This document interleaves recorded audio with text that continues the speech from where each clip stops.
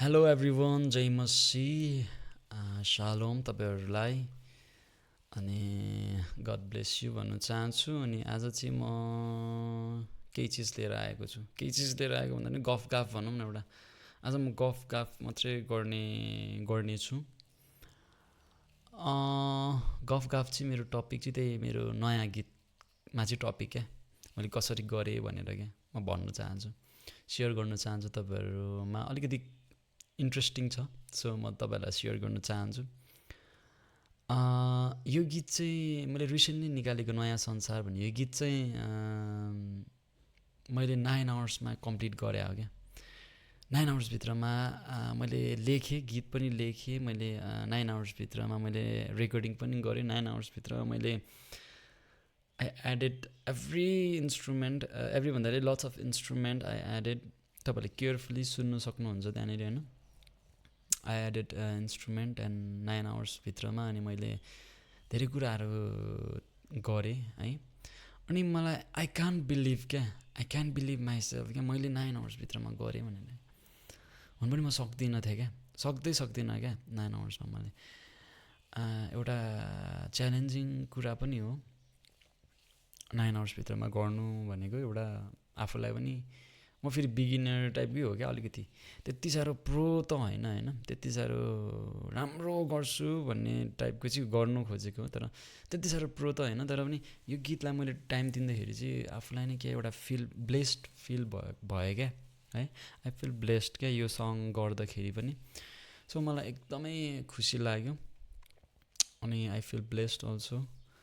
अनि यो गीतले भन्नु खोजेको चाहिँ अनि स्वर्गको कुरालाई बयान गर्नु खोजेको हो क्या। यो गीतले चाहिँ यस्तो भन्दछ, म अलिकति तपाईँहरूलाई छोटोमा भन्छु। यो गीतले के भन्नु खोजेछ भन्दाखेरि मलाई त्यो ठाउँमा लैजाऊ जहाँ मानिसमा लड्दैन, मलाई त्यो संसारमा लैजाऊ जहाँ आफ्नो आफूले भन्दैन, मलाई तिम्रो देशमा लैजाऊ जहाँ सुख र शान्ति मात्रै छ भनेर भन्दछ फर्स्ट स्टेन्जाले। अनि यो गीतले भन्नु खोजेको चाहिँ यहाँ संसारको कुरालाई भन्नु खोजेको होइन, माथिको कुरालाई भन्नु खोजेको क्या, स्वर्गको कुरालाई भन्नु खोजेको। अनि हामी जब पृथ्वीमा हेर्छौँ भने कम्पेयर टु दिस अर्थ, हामीले सबै जहाँ पनि स्ट्रगल, जहाँ पनि एउटा दुःख, एउटा हुन त आदमकैबाट नै हामीले त्यो फेस गरिरहेको दुःख कष्ट हुने होइन। अनि अहिले पनि मानिस जीवनमा दुःख कष्ट नभएन त लाइफै होइन भन्ने कुराहरू पनि हुन्छ नि त। अनि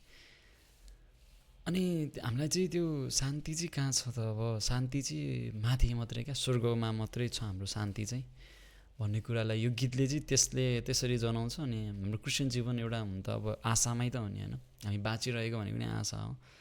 हामी अहिले बाँचेको भन्दा नि भोलिको आशामा, अहिले हामी बाँचेको किन बाँचेको भन्दाखेरि भोलिको आशाको लागि हामी बाँचेकै हो होइन।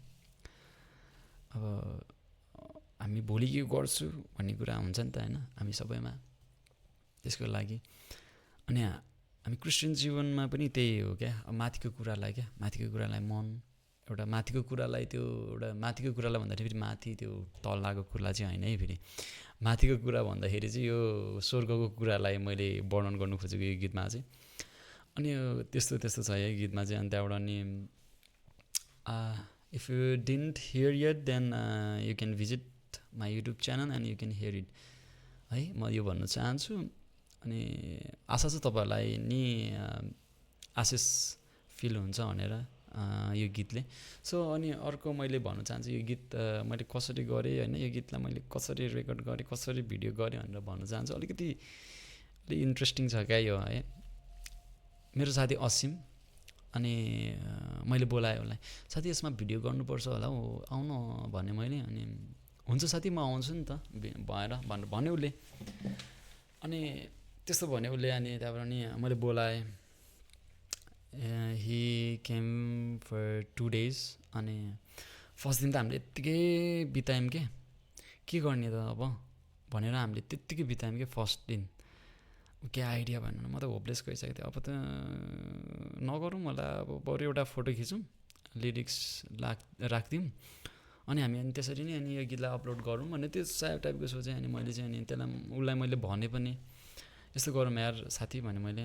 अन्त अनि होइन यार यो गीत त अलि राम्रै छ गर्नैपर्छ भनेर उसले मलाई त्यो भने। ठिकै छ नि त गरौँ न त भनेर। अनि अब के गर्ने त स्टार्टिङमा के गर्ने होइन, तनाव भयो क्या हामीलाई स्टार्टिङ फेजमा। के गर्ने कसरी यो हुन्छ नि एउटा स्क्रिप्ट कसरी लेख्ने त्यो गीतलाई भनेर त्यो कुराहरू भयो। अनि त्यो कुराहरू भएपछि अनि त्यहाँबाट अनि फाइनल्ली अनि हामीले यस्तो गरौँ भनेर उसको चाहिँ त्यो उसलाई चाहिँ त्यो उसको त्यो यो भिडियोको चाहिँ स्क्रिप्ट चाहिँ उसको हो, असिमको हो। I want to thanks to my friend Asim through this video also. अनि सरी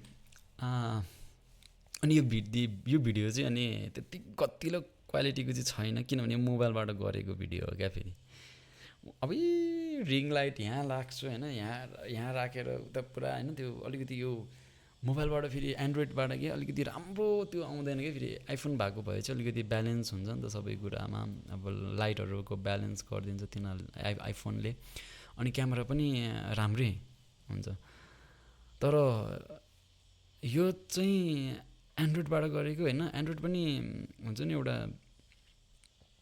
अलिकति ठिकै क्वालिटीको के ठिकै अब रेन्जको भनौँ न त्यसको गरेको। अनि यस्तो के त्यो ठिकै भयो भनौँ ठिकै भयो जे होस् एट लास्ट हामीले तर मैले सोचेको भन्दा चाहिँ धेरै नै राम्रो भयो क्या।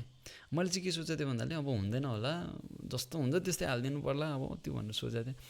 तर सोचेको भन्दा राम्रै भयो। अनि प्रभुलाई म धन्यवाद भन्न चाहन्छु है। कस्तो अलिकति हुन्छ नि एउटा 9 आवर्सको भित्रमा हामीले गीत कम्पोजहरू गरेर रेकर्डिङ गरेर फाइनल भइसक्यो 9 आवर्समा। अनि अलिकति टाइम लागेको भनेको भिडियोको हो, के गर्ने कसो गर्ने भयो। तर भिडियो पनि हामीले त्यो भिडियो गरौँ अनि भिडियो गऱ्यौँ।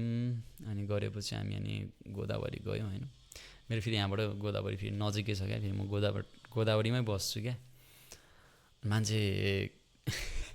मान्छे घुम्नुको लागि यहाँ आउँछ होइन, म तर सरी म अलरेडी गोदावरीमै छु।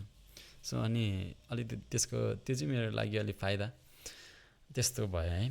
अनि यो भिडियोले चाहिँ मैले यो थ्रु दिस भिडियो चाहिँ मैले मेरो यो गीतलाई चाहिँ मैले कसरी गरेँ भनेर चाहिँ मैले तपाईँहरूलाई त्यो सेयर गर्नु चाहेँ है। आई होप हजुरले सुनेर आशिष भयो होला, यो गीतलाई चाहिँ हामीले यसरी गरेको भनेर है लाग्यो पनि होला हजुरहरूलाई। सो धन्यवाद सुनिदिनु भएकोमा 8 मिनटसम्म तपाईँहरूले। हुन्छ एट लास्ट चाहिँ मसी सलाम भन्न चाहेँ मैले।